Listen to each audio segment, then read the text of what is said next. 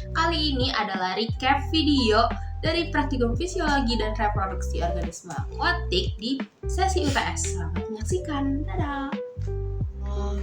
Nah, untuk yang pertama ada ciri seksual primer dan sekunder anatomi organ reproduksi kelompok Teleostei. Selamat menyaksikan. Nah, pertama kita ambil ikan yang akan dibedah. Lalu bisa dikeringkan dengan kain dengan cara mentap-tap dari ikannya. Proses membuat ikan menjadi tidak sadar diawali dengan penusukan pada bagian modula oblongata seperti pada video. Perbedaan jenis kelamin ikan dapat ditentukan melalui ciri seksual primer dan sekunder. Ciri seksual primer diamati melalui pembedahan dengan mengidentifikasi gonad, yaitu testis pada jantan dan ovari pada betina, yang memiliki perbedaan warna, bentuk, dan juga ukuran. Sementara itu, ciri seksual sekunder dapat diamati melalui tanpa pembedahan dengan perbedaan morfologi tubuh seperti bentuk kepala, tubuh, dan juga siripnya. Kenapa pembedahan pada ikan mas dan ikan nila dimulai dari operculum, sedangkan pada ikan lele diawali dari bagian sirip dan membentuk huruf T? Hal ini untuk menghindari rusaknya lubang urogenital akibat pembedahan karena kita akan mengamati organ reproduksi ikan. Setelah organ terbuka, dilakukan pemisahan organ dalam untuk mengetahui anatomi dan organ reproduksi yang dimiliki, yaitu gonad.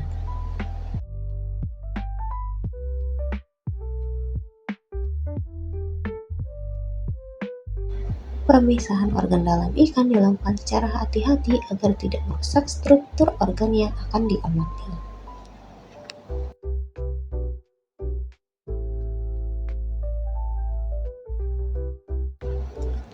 Hal yang sama juga dilakukan pada ikan lele.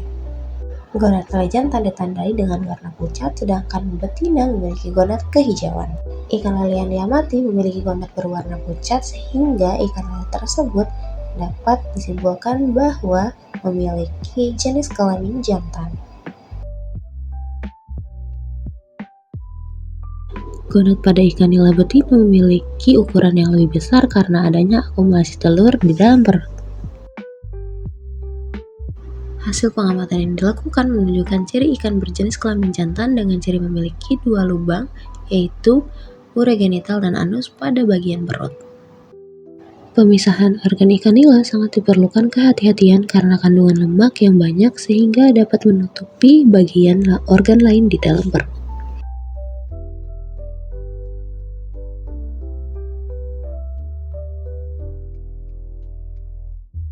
Nah, ini merupakan salah satu contoh organ ikan mas yang kelompok kami keluarkan, yaitu jantung untuk memompa darah ke seluruh tubuh.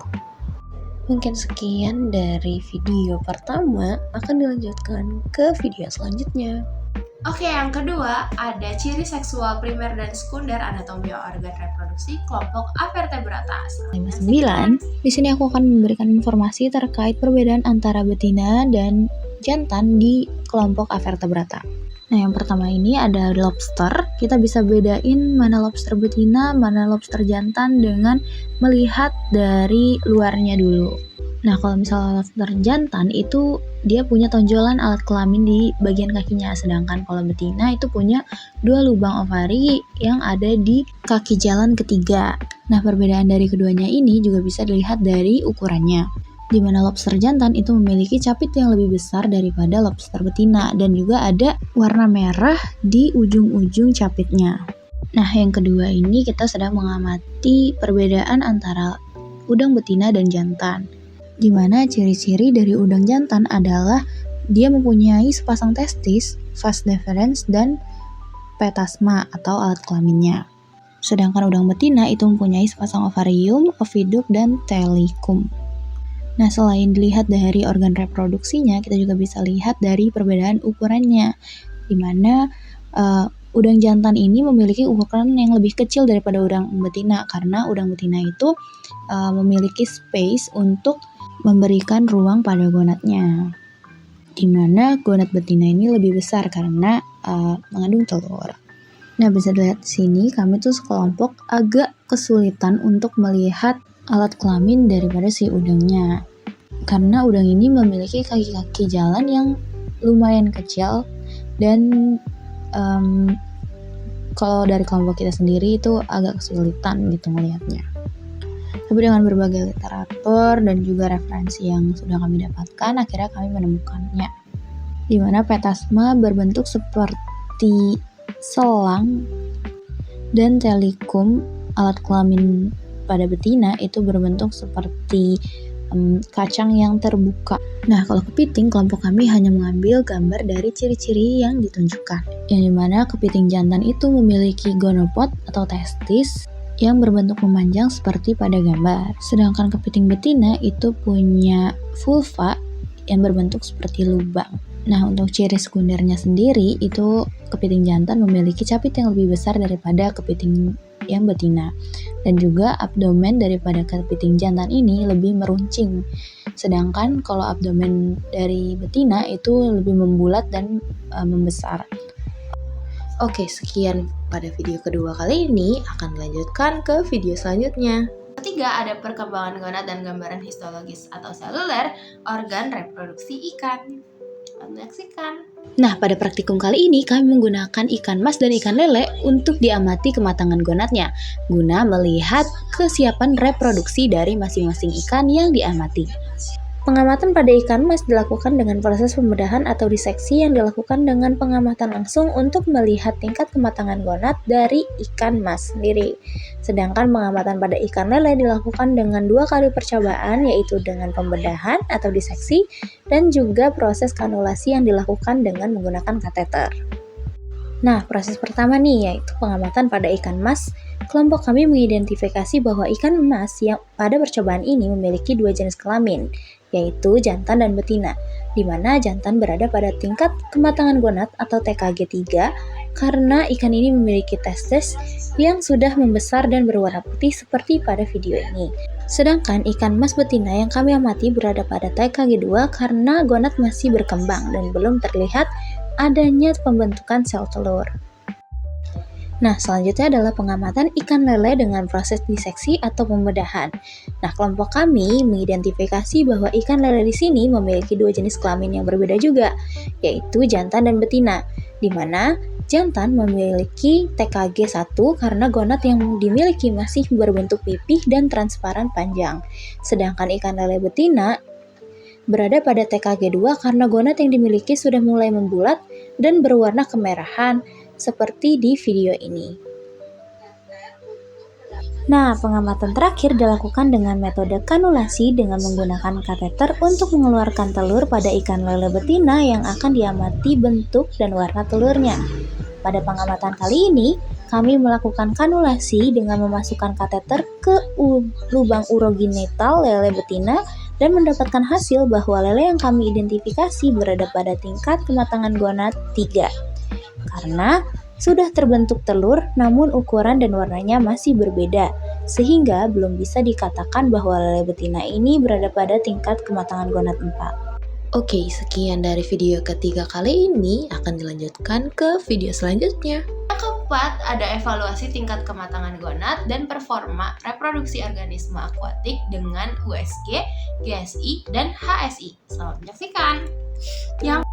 Nah, pada praktikum kali ini kita melakukan evaluasi kematangan gonad dan performa reproduksi organisme akuatik menggunakan 3 pendekatan, yaitu ultrasonografi, gonadosomatic index atau GSI, dan hepatosomatic index atau HSI. Nah, pertama ada metode ultrasonografi. Ultrasonografi atau USG merupakan metode non-invasif yang menggunakan gelombang suara berfrekuensi tinggi untuk melihat organ dalam tubuh tanpa pembedahan. Pada praktikum ini, USG digunakan untuk mengamati perkembangan gonad secara langsung dalam tubuh ikan. Nah, melalui tampilan layar kita dapat melihat ukuran gonad, bentuk, serta struktur internalnya. Dari hasil tersebut kita bisa memperhatikan tingkat kematangan gonad atau semakin matang gonadnya biasanya ukurannya juga semakin besar dan strukturnya juga terlihat lebih jelas. Nah, untuk keunggulan metode ini ikan tidak perlu dibedah sehingga bersifat dapat digunakan kembali. Selanjutnya adalah gonadosomatic index atau GSI. GSI merupakan indeks yang menunjukkan perbandingan antara bobot gonad dengan berat tubuh total ikan untuk mengetahui tingkat perkembangan gonadnya. Nah, untuk menghitung GSI, yang pertama dilakukan adalah mengukur bobot dan panjang total tubuh ikan untuk menentukan persentase GSI dan HSI. Biasanya semakin tinggi nilai GSI, maka semakin berkembang gonadnya. Nah, biasanya nilai GSI ini akan meningkat saat ikan mendekati fase matang gonad dan menurun setelah proses pemijahan. Nah, kemudian ada Hepatosomatic Index atau HSI yang merupakan perbandingan antara berat hati dengan berat total tubuh ikan yang berkaitan dengan cadangan energi. Nilai HSI sering dikaitkan dengan aktivitas reproduksi. Saat proses pematangan gonad berlangsung, cadangan energi dari hati akan dikeluarkan untuk perkembangan gonad. Oleh karena itu, perubahan nilai HSI dapat mencerminkan dinamika energi selama siklus reproduksi. Nah, yang terakhir adalah proses penjahitan. Proses ini dilakukan untuk menutup kembali luka atau organ yang terbuka akibat proses pembedahan. Nah, proses penjahitan ini dilakukan secara steril untuk menghindari kontaminasi dari lingkungan. Oke, sekian video keempat kali ini, akan dilanjutkan ke video selanjutnya. Yang kelima ada fekunditas dan persebaran diameter telur ikan lele. Selamat menyaksikan. Nah, kali ini kita akan menguji fekunditas dari ikan lele yang sudah dibedah di minggu kemarin. Nah, untuk mengamati fekunditas dari ikan lele ini, kita menggunakan metode gavimetri. Metode ini menggunakan perbandingan antara gonad keseluruhan dibandingkan dengan bobot gonad contoh. Nah, untuk bobot gonad contoh ini kita ambil 1 gram dari bagian anterior, posterior, dan tengah. Nah, dalam 1 gram ini dihitung jumlah telurnya untuk mengetahui fekunditasnya. Dan selanjutnya kita melakukan persebaran diameter telur dengan menggunakan mikroskop untuk mengambil diameter pada masing-masing telur. Nah, preparasi pertama dilakukan dengan menyusun 10 butir telur dari masing-masing bagian yang nantinya akan diamati di bawah mikroskop. Dan hasil olah data ini dilakukan untuk mengetahui cara pemijahan maupun tingkat kematangan gonad ikan yang diamati. Nah, perhitungan diameter telur pada ikan lele ini dilakukan dengan menggunakan mikroskop yang mengukur sisi vertikal dan horizontal dari telurnya. Nah, dari praktikum kami mendapatkan hasil fekunditas sekitar 1.300 butir per gramnya atau 52.000 butir telur per keseluruhan gonad yang diamati. Nah, ikan ini juga diperkirakan sudah memasuki tingkat kematangan gonad 4, yaitu sudah siap untuk pemijah.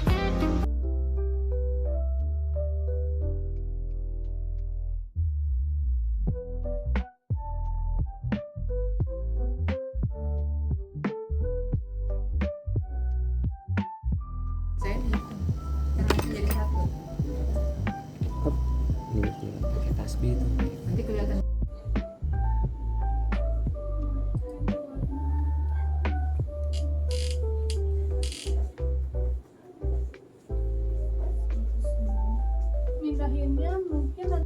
Oke, sekian pada video kelima.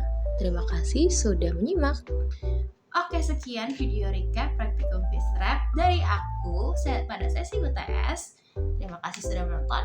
Dadah!